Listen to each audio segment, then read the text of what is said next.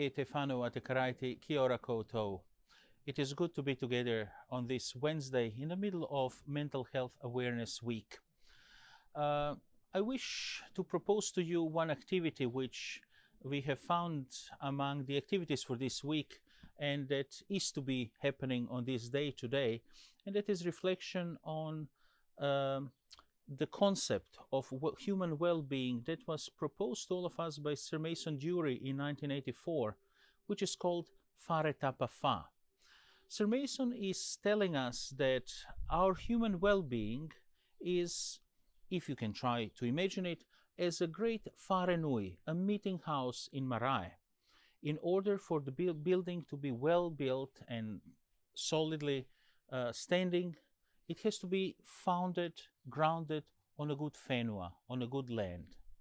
And in order for roof to go up and stand proudly up with the beautiful decorations, 4 walls of the building have to be interconnected and strong.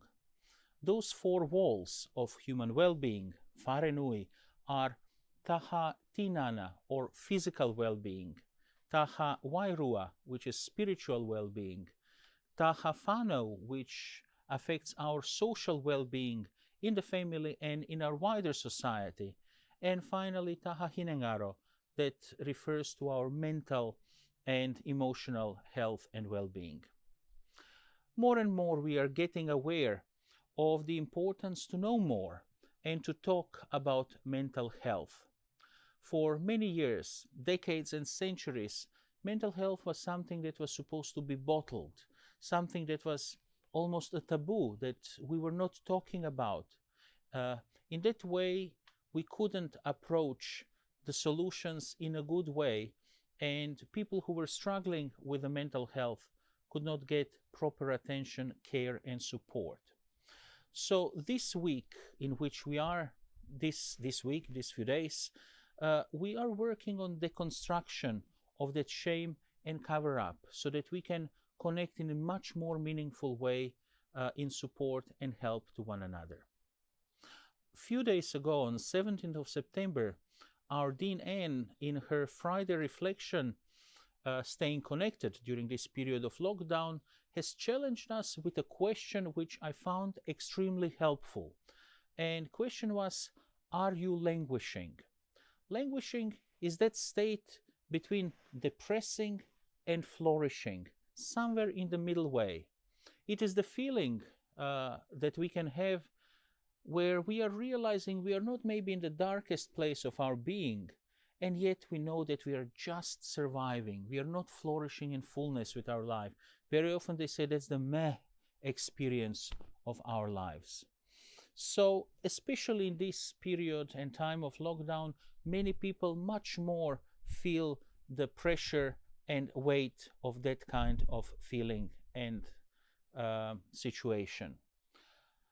We know that our faith is faith that brings freedom and support.